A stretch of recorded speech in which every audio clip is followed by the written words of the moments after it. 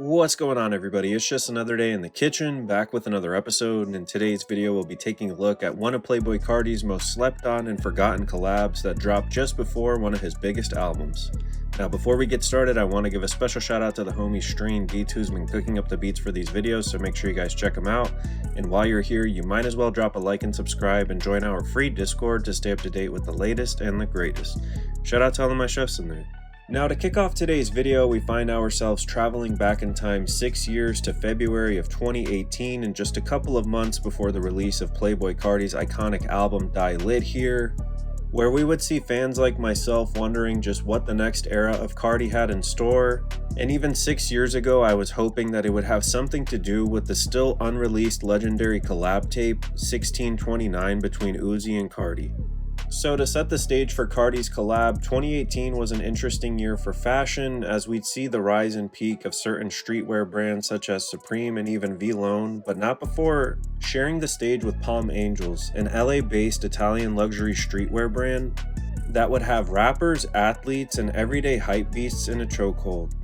So for the next portion of this video, I wanted to share some pieces from this now forgotten Playboi Carti Palm Angels collaboration, because looking back, I think the whole die punk aesthetic that we see throughout this collection would end up serving as a preview and kind of foreshadowing the upcoming punk influenced aesthetic and era that Carti would of course debut alongside the release of his new album Die Lit at the time. Now as far as the items that we saw drop as part of this die punk collection, the capsule itself would focus heavily on denim, as we'd see an array of black denim jackets, hoodies, and even track pants to accompany it. And as a means of promoting their latest collection, Carti would join Palm Angels creator Francesco Ragazzi for some pop-up events at New York's Fashion Week, where Francesco would share that his inspiration behind the die punk theme was inspired by Carti's work and feeling like everything he does has a punk aspect or feeling to it. Which kind of makes me wonder just how much it influenced Carti's later years in career, as he would go on to drop his album Die Lit just a couple of months later, which of course features some very heavy punk themes on the album cover. And if you guys would like a deep dive video breaking that one down, let me know in the comments, because that one's one of my favorite albums.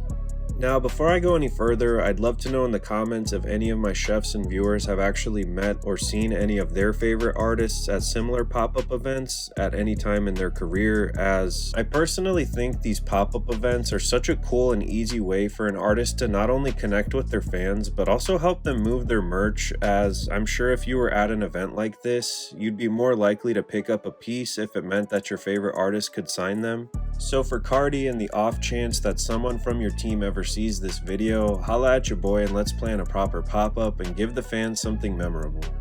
Now despite this die punk collection being heavily denim based, like I mentioned earlier in the video, we'd also see some track pants that were included that you can see King Vamp modeling himself in the following picture here,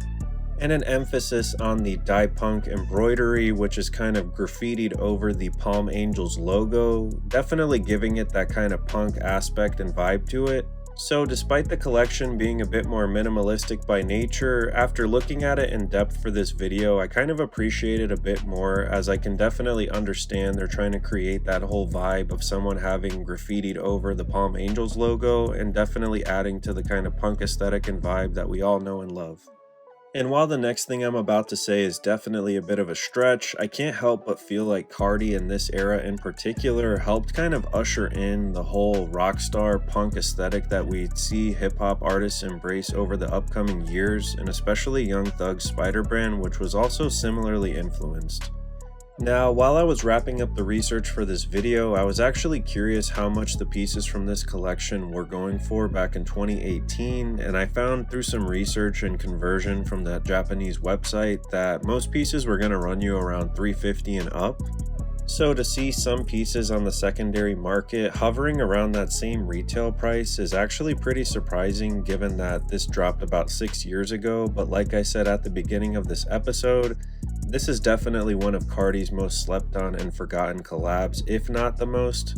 So I think it's more so a lack of knowledge about this collection rather than a lack of hype for this one in the first place. Now, if you made it this far in the video, thank you so much for watching, and I'd love to know what you guys think about this one in the comments. I know the Carti fans are definitely struggling as we're waiting for him to drop this new album, so if you're interested in learning some more random Carti facts, such as this random wine collab that he had, I'll go ahead and link that video I did at the end of this one.